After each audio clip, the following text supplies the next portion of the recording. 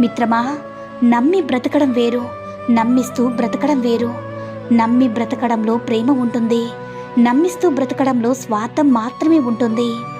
కష్టపడి బ్రతికేవారు ఎప్పుడూ కోటీశ్వరులే. ఒకరి కడుపు కొట్టి బ్రతికేవాడే అసలైన పేదవాడు.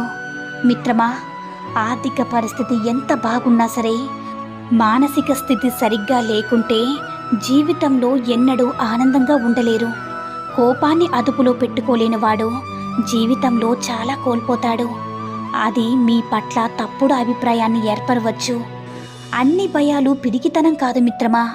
కొన్ని భయాల వెనక బాధ్యతలు ముడిపడి ఉంటాయి. నీ మనసు ఎప్పుడు గాయపడుతుందో నీ మెదడు అప్పుడు ఆలోచించడం మొదలు పెడుతుంది.